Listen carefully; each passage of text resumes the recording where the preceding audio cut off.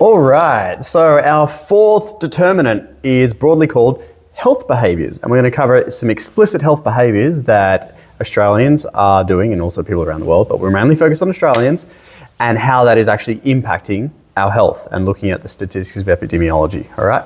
So the first one we're looking at here is tobacco smoking and or vaping, okay? So what is tobacco smoking and vaping? Surely you know, usage of cigarettes, rollies, you know, like you get the tobacco and you roll it into your own papers, and e-cigarettes, such as vapes, okay? For the record, vapes sold in Australia are not meant to contain nicotine, however, because that's illegal, however, we all know they do, all right? But in saying that, and I should probably address this as a caveat here, just for your own information, you don't need to write this down.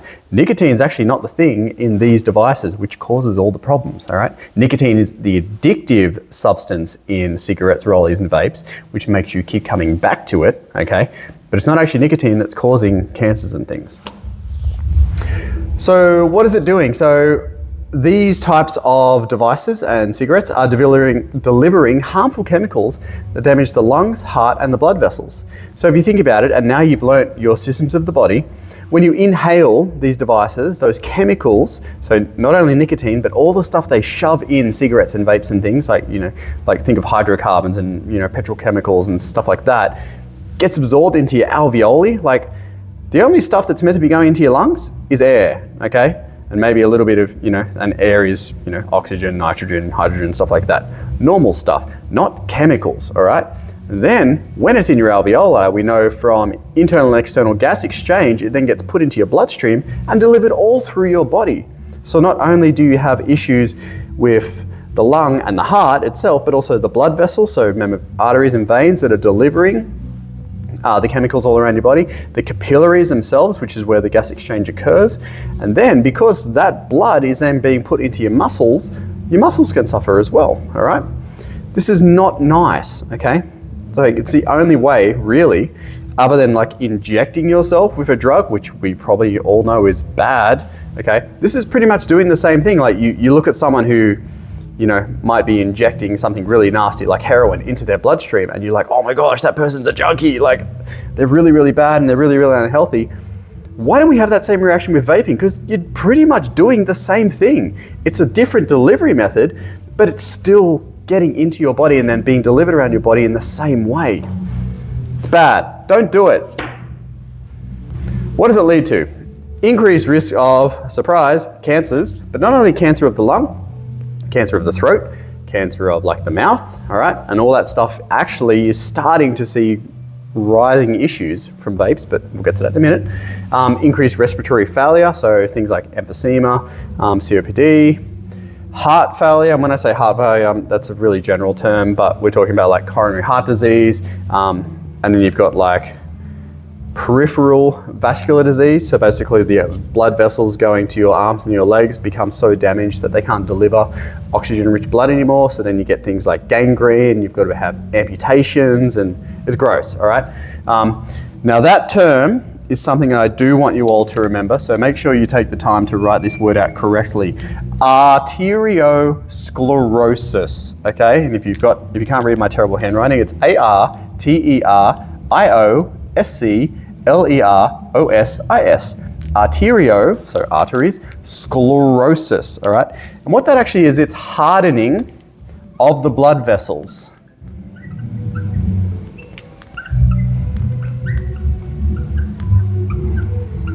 So if you think about a blood vessel, an artery, and a vein, and a capillary, you know all those arteries and veins and capillaries you play with in your life, they're nice and soft, they're supple, they're meant to be able to bend because obviously we move our bodies, so they've got to move with us, they're not just going to crack, all right?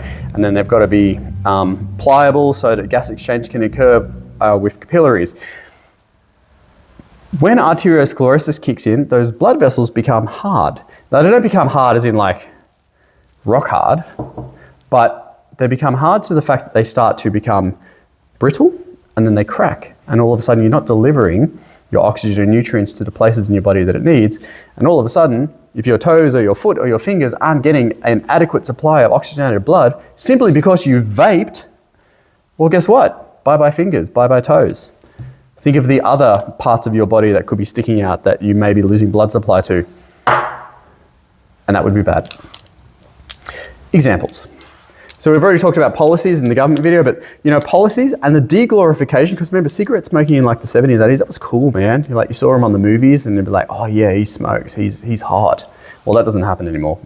So policies and de-glorification of cigarettes has decreased smoking rates and therefore decreased lung cancer and all these other issues that we talked about. It's really good, okay? This is one of the things that we've gotten right over the last, if you ignore this word here, we got right, okay? Same as seatbelts. We got that right. We got smoking right.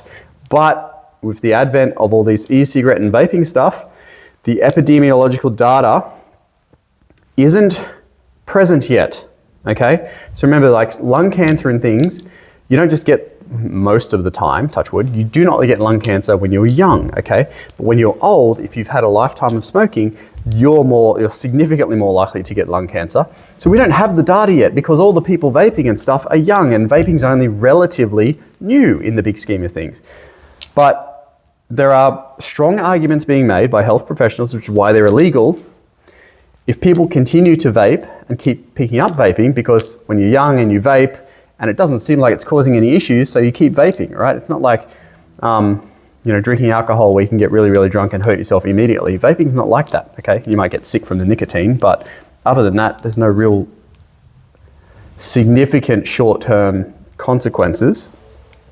However, in 30 or 40 years' time, we might have drastically increased rates of this stuff again, okay? Lung cancer might be like the #1 killer again. Like, I touch wood, it's not gonna happen, and I can't really see it happening because I think dementia's still gonna keep going unless they actually end up nailing some sort of preventative. Interestingly enough, on that topic, I don't know if I should tell you this, nicotine is actually found to be a preventative for dementia and Alzheimer's, but not nicotine in this form, okay? Anyway, that's getting off topic. So back to what I was saying, example, negative example. So rising popularity of vapes may lead to increased rates of cancer and respiratory issues over time. So that's tobacco smoking and vaping.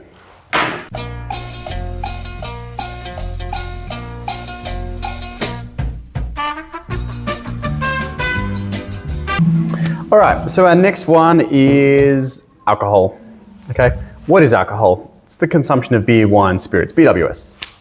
What does it do? Alcohol will affect your brain function by slowing the nervous system down, does cause dehydration, I should say.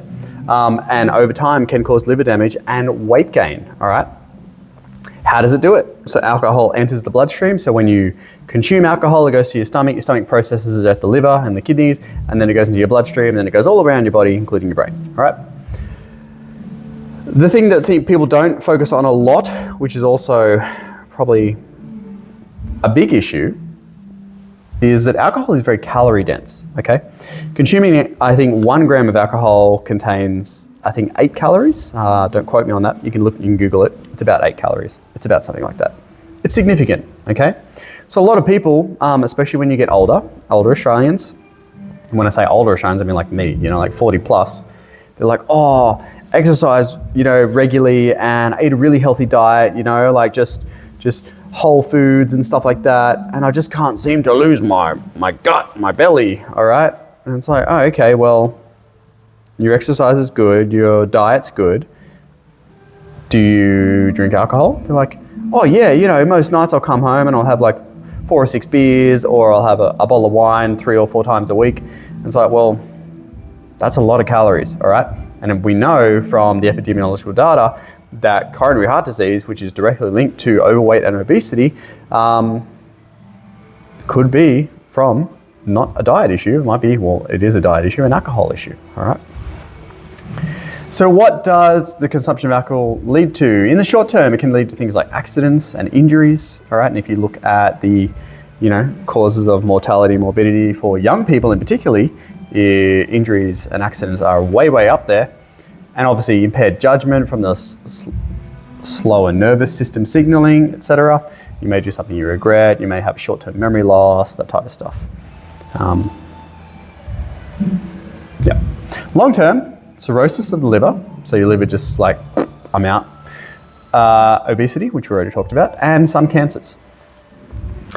So examples, once again, I'm trying to give a positive and negative here. So infrequent, small consumption of alcohol, and when I say small consumption, I mean like 1 to 2 standard drinks once or twice a week, okay? So maybe when you go out with your friends on Friday night, or you have like a family dinner on Sunday, you have a glass of wine, 1 glass of wine, 1 large glass of wine, which may be 1.5 standard drinks, just in 1 glass. Because remember, a standard drinks, 1 standard drink contains 10 grams of alcohol. All right, in case you don't remember or you don't know, 10, that looks like a log. My bad. Oh, that's whatever. 10 grams of alcohol in 1 standard drink. So a large glass of wine, maybe 1.5 to 2 standard drinks just in 1 glass, because people pour it themselves and they don't have that little line that the little bartenders adhere to. All right, so that can actually enhance health, believe it or not. Okay, so small, infrequent consumption is linked to improve social health because you're able to relax a little bit more, engage in social conversations. Okay, maybe it's something that you do together as a group, so bonding, all right, or maybe like after a work week, your team all goes to the pub and you have 1 glass of wine or 1 beer, 1 light beer, before driving home to be with your family. Okay, that's fine. Okay, I mean it's not fine, as in choose my words. No alcohol consumption is always going to be better than some alcohol consumption. However, small alcohol consumption can be beneficial for social health and other aspects. There's also some data that links the resveratrol in red wine, which is produced from the tannins, in reducing blood pressure, but it's very minimal. Okay, there was a big push like in the early 90s and all these people were like, oh, let's drink heaps of red wine because it's good for the heart. And all they ended up doing was getting overweight or becoming overweight and then putting more strain on their heart. But you know, there's some data there. Okay, so like if you're going to choose 1 standard alcoholic beverage to have 1 time a week at a family event or a social gathering, a glass of red wine is probably going to be slightly better for you than a glass of anything else. All right, let's just leave it there. I don't want to get too technical. Negative examples, I'm sure you can think of 1,000 of them, okay? But here, binge drinking. So binge drinking is defined as basically more than 4 standard drinks in a single session, all right, is linked to all of the bad things, all right? Accidents, you know, motor vehicle accidents, violence, liver damage, yeah, binge drinking is bad. If you binge drink multiple times a week, that is now defined as alcoholism, all right? And you are an alcoholic. And people will be like, I'm not an alcoholic. I don't drink every night. But on Monday, Wednesday, Friday, and Saturday, I have 4 standard drinks, but I don't drink every day. Well, guess what? You're still an alcoholic because you're consuming a lot. So that's alcohol.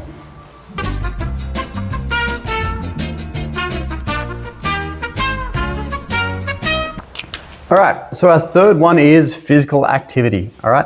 What is physical activity? Physical activity is any movement of large muscles, okay? So this isn't physical activity, but this is physical activity, all right? This is physical activity. You know what physical activity is.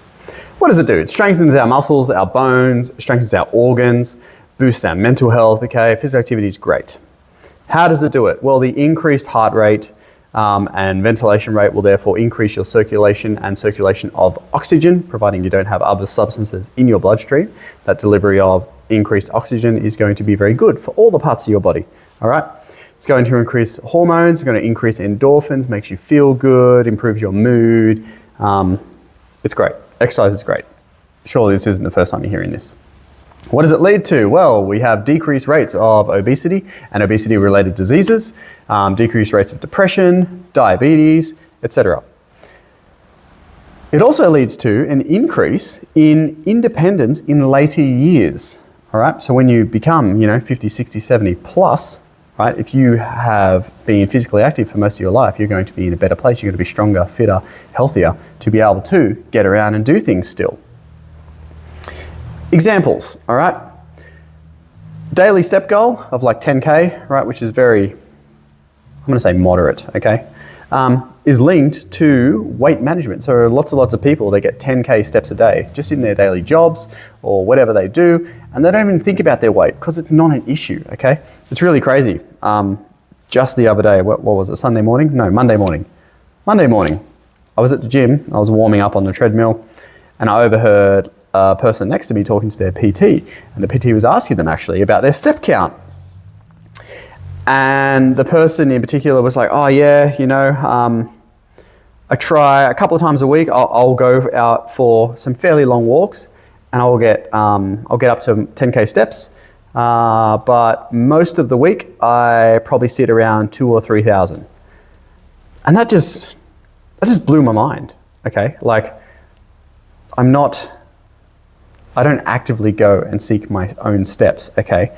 And today I've had a fairly sedentary day. I sat in class for 2 periods and then stood in the staff room for lunch, and now I'm here filming this video. I haven't done any sort of like quote unquote aerobic activity at all. And I'm currently sitting at 5,000 steps, all right? We're just under 5,000 steps. And I'm only halfway through the day. Like, it's not even lunchtime yet. So it blows my mind that people can like have 2,000 or 3,000 steps in a whole day. How's that even possible? Like, I swear, if I sat at home and all I did was sit on my computer and went to the fridge and back again, surely I'd get 2,000 steps just doing that. I don't know. I can't fathom it. But anyway, steps are good, all right? When we say exercise and physical activity, you don't need to go and bust it out at the gym for 45 minutes to an hour, okay? You don't need to push yourself to the limits. You don't need to be doing heavy weight training, although weight training is very, very good for your bone health, muscles, etc. But something simple, just like steps, for a lot of people is a great place to start, all right? On the negative, we know that sedentary behavior and work leads to muscle wastage, and the term for that is atrophy, all right? The opposite of hypertrophy, atrophy, so muscle wastage, all right? And if you have less muscle on your bones, therefore you're less likely to be able to do things. You have poor posture because your body can't sustain you upright anymore. Everything just sort of sags down, and then you've got increased weight gain, and you've got increased risk of developing many lifestyle diseases. So that's physical activity. We got two more in this one. This is a long one.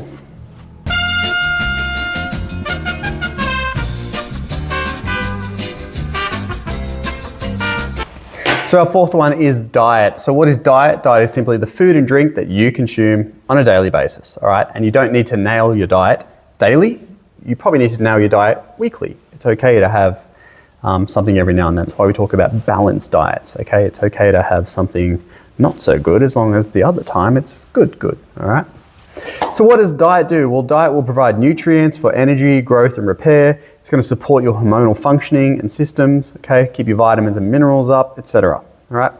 How does it do it? So fruits, vegetables, healthy proteins, dairy, providing you're not lactose intolerant, but if you are lactose intolerant, you can eat things around that as well. All support healthy functions. You'll notice that most of these things I've listed here are natural ingredients, okay? You can find them like literally in the forest or on a farm. Not that we have, do we have forests in Australia? I don't know why I said forest. You know what I mean, okay? They all come from the ground, from the earth, or from the animals that roam the earth, all right? Nothing in a factory here.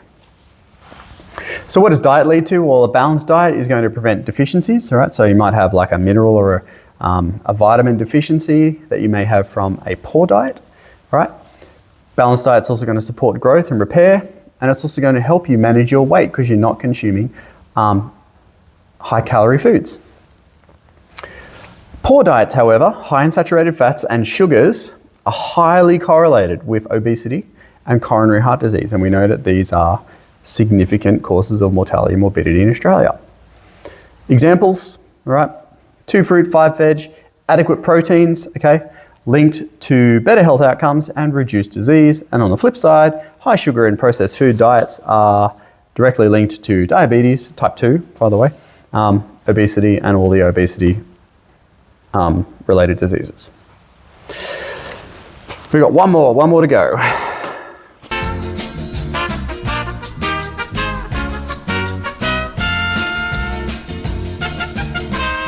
So our last one in our health behaviours determinant video, this has been a long one, really sorry. illicit drug use, okay? What is illicit drug use? It's the use of illegal drugs such as cannabis, heroin, methamphetamines, cocaine, you name it, all right? What does it lead to? Well, these drugs, and there's a reason why they're illegal. They're not illegal because we have fun police in Australia, okay? They're illegal because they cause permanent damage to the body, all right? Alters brain chemistry, causing physical, social, and mental harm.